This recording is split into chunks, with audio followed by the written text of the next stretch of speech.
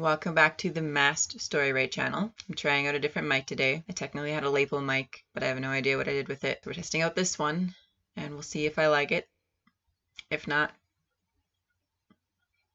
hopefully I find the other one. So today I want to talk about books again, but specifically I want to talk about books that are coming out in 2025 from authors on my automatic buy list. So these are authors that have proven over and over again that I love anything that they have to write, most of what they have to write at least. So any book I buy from them will be worth it to me because I'm going to want to own it and probably going to want to reread it.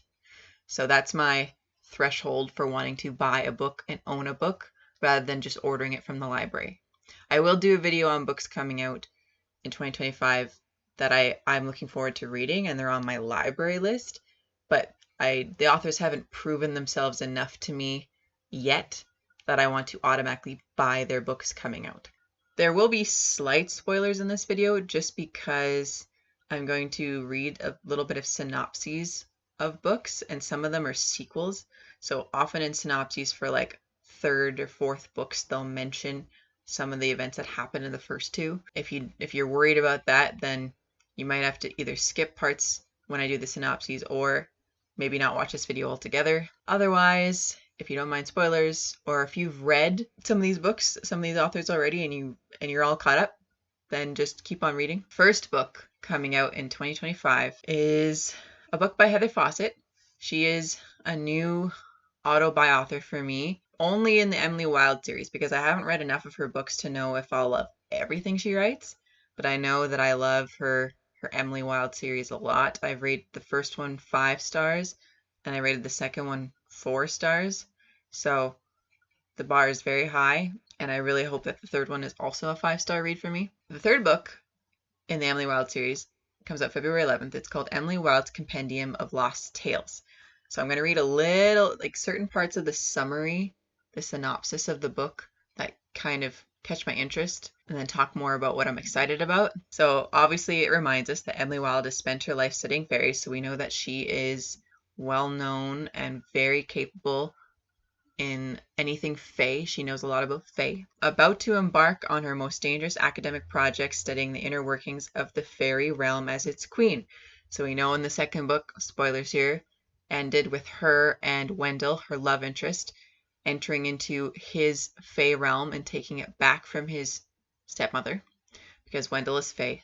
I love the romance, so I'm really looking forward to seeing more of that. Wendell's murderous stepmother has placed a deadly curse upon the land before vanishing without a trace. It will take all of Wendell's magic and Emily's knowledge of stories to unravel the mystery before they lose everything they hold dear. This sounds good to me because it's saying that everything I liked about the first two should also be in the third one.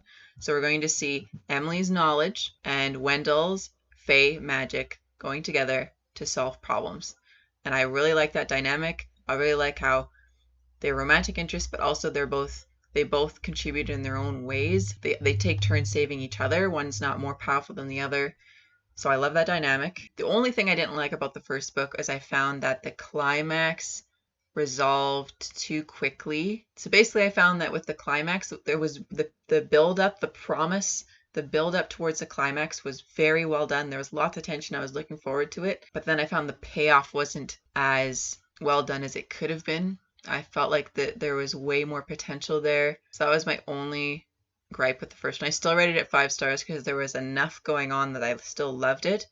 That is one critique I had. So I hope this third one has the climax honors the tension that I know this author is really good at building. And in the second one, my main gripe was there wasn't enough Wendell time. There's a good reason for it. So if you haven't read the book, it makes sense that he wasn't involved as much. It sounds like that's not the case in this third one because they literally say the whole plot is Wendell and Emily having to work together to solve this problem.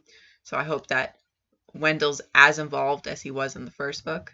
So that's my thoughts and hopes for this third book. I still think based on the synopsis, it's probably going to be at least a 4 minimum. Okay, then February 18th, a new book by my favorite author, Kelley Armstrong, comes out. And the book is called Cold as Hell. So it's the third book in her series that takes place in a hidden town in the Yukon. Technically, she's already written, I think, a 7-book series about a small town in the Yukon.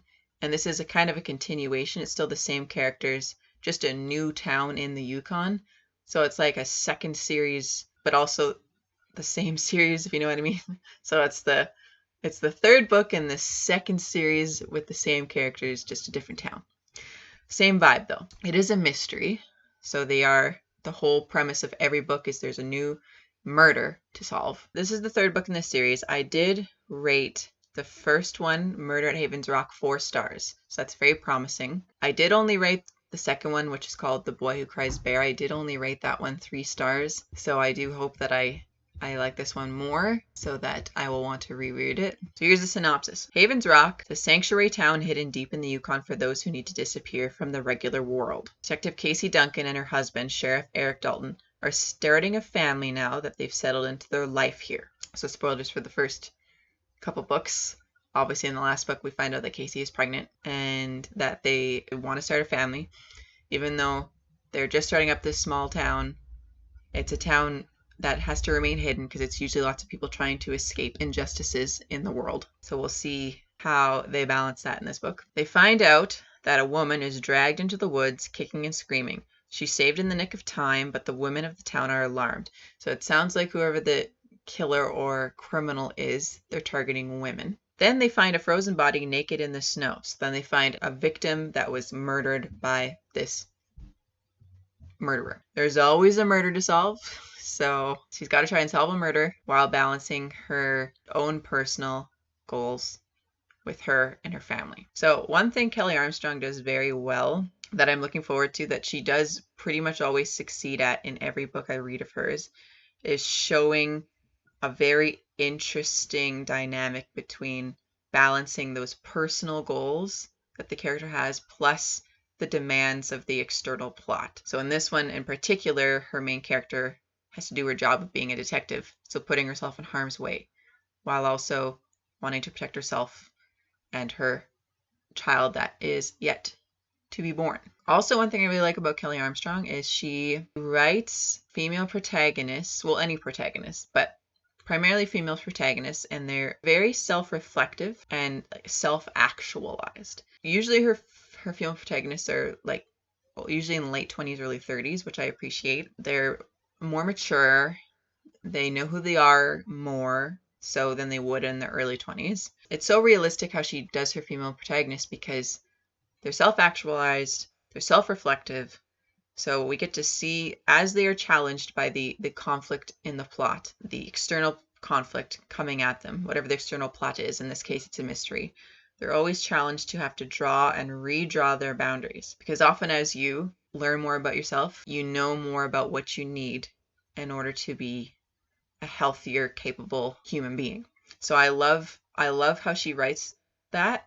I love how her characters portray that, and I'm excited to see how Casey Duncan chooses to do that in this book, because she is very self-sacrificing to a fault. Like she'll work on no sleep, and she won't demand those basic lines of, okay, I know I'm the main detective in this town and it's murder, I need to solve it, but hey, like here's a few lines in order for me to be able to do that. Like I need to make sure I get some sleep. I need to make sure I eat food. I need to make sure that I keep my own basic protection in place while taking all these risks to solve this crime. So I'm very interested how now that she has chosen to start a family, how it might maybe teach her to draw those boundaries more. So I like that dynamic. Kelley Armstrong's always good at showing that dynamic of these self-actualized, self-reflective, so they know her main characters are capable of looking within and trying to understand why they do the things they do and say the things they say. And usually they change perspective by the end of the book. I am cautious so the first 2 books in this series weren't 5 stars, but the first one was at least 4 stars for me. There were 7 books in the first series, and this is the third book in this follow-up series. So that's 10 books now. There's a murder in every book, obviously, but I did find in the book that just before this one, like the murder starting to feel a little too similar to previous ones. Like even the antagonists started to sound the same. Their motives seemed to be pretty much the same. Like it didn't feel like a real person almost. It just kind of felt like, here I'm the antagonist, I'm the murderer, and I'm here to play a role. So I am worried about that showing up in this book as well. She has shown in the past, because this is the 10th book now, so she is doing something right. So most of the murders in the books I have read of hers made sense, they were believable, and they felt unique enough that I was still interested. But the one that just came out for me, that one did not. So I actually can't even really remember the murderer because they didn't feel real to me. So I really hope that this third one, this new one, Cold as Hell is what it's called, has a murder that feels unique enough and antagonists that speak and embody a unique enough believable character. On March 4th, we get a continuation of Tracy Deonn's Legendborn series, and the third book is called Oathbound. That's the book that comes out March 4th. Very excited. So Tracy Deonn was a breath of fresh air when I discovered her, because I've been discovering new authors every year that I like and that I love, but Tracy Deonn was the first author in a while that I began an obsession with her writing and her stories. So I've only read the Legendborn series. I don't think she might have written some other things. I haven't explored those yet, but I do know I love Legendborn. I love Bloodmarked.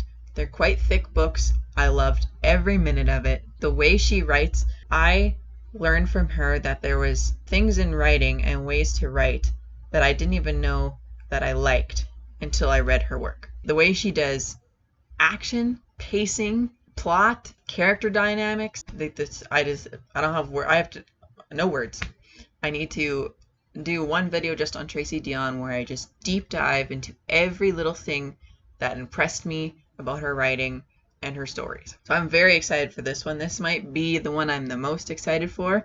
I even tried not to read the second book for a while. It's been about a 2-year gap between the second one and now this third one. I tried to delay reading Bloodmarked so that I didn't have to wait as long, but I still read it right away. I rated them both 4 stars. I know it sounds like I should be rating it 5 stars based on how obsessed I was and am with Tracy Deonn's writing, but there is a reason, I will get to it, why they weren't quite 5 stars. The third book, the synopsis says that, again, we're going to talk about some spoilers here because this is the third book, so the synopsis is going to remind us about what's happened so far. Tracy Deonn says in her synopsis, Bree, main character Bree Matthews, exiled herself from the Legendborn Order, cut her ancestral connections, and turned away from the friends who can't understand the impossible cost of her powers. This is the only way to keep herself and those she loves safe. But Bree's decision has come with a terrible price, an unbreakable bargain with the Shadow King himself, a shapeshifter who can move between humanity, the demon world, and the Legendborn secret society. In exchange for training to wield her unprecedented abilities, Bree has put her future in the Shadow King's hands and unwittingly bound herself to do his bidding as his new protege. So a lot to unpack there. All very exciting. All sounds very intriguing to me. Bree Matthews, she has unprecedented abilities. That's another reason why I love this story. I'm actually a sucker for the chosen one trope. So Bree Matthews is definitely a chosen one. She is representative of the Legendborn. She is the king of the Legendborn because she has ancestral ties to Arthur from the Round Table. She also has ancestral ties on her mother's side to her long and deep-rooted black ancestry with their own magic called root. So Bree has 2 different types of magic, but they're often in conflict with one another just as the history of her ancestry and her 2 lines are often in conflict. So Bree is still learning how to use them both and also how to use them as one person. So she made the decision at the end of the second book to agree to work with the Shadow King. So she chose to align with the bad guy because the bad guy has connections to one of her ancestral lines and can help her with her magic that she inherited from that line. Also, she made that sacrifice to help a friend, and we're going to see what happens because of that. So that's a lot of tension built up. There's interpersonal tension because she made that choice to help a friend. There's interpersonal tension because she made the choice to join the Shadow King, which means she leaves the Legendborn Order. So she's kind of leaving that those friends, those connections behind pursuing her own personal goals. So we're going to see how the tension built up and that plays out. She's also got 2 romantic interests here that she has tension built up because she's leaving them behind to pursue this path. Normally, I'm not a big fan of the love triangle trope, but Tracy Deonn is on the list for one of those authors that can actually do it quite well, in my opinion. The reason why I felt like it was well done is because love triangle is not the main plot. It's a subplot. And that for me personally, I like fantasy books with subplots of romance. I do not like it when the romance is the main plot. So love triangle is done well because it's a subplot. Like the 2 love interests already have their own long-standing interpersonal relationship with each other. They're very good friends, almost like brothers. They fight together. They're not competing with each other. They have their own lives and they care about one another. And I get the vibe that a love interest would not get in the way of that. They haven't confronted the fact that they're both interested in Bree, but at the same time, whenever it's brought up, you get the vibe that their bond is too strong that Bree would get in the middle of that, which I appreciate. I also get the vibe that if Bree did choose one of the love interests over the other, that that love interest, like, it's not like their life or their goals are over. Like they have their own things going in the plot that if they were to end the romantic relationship with Bree, they would not be like cut from the plot. They would not lose value in the plot. They have their own lives, their own goals. Bree is just one part of it.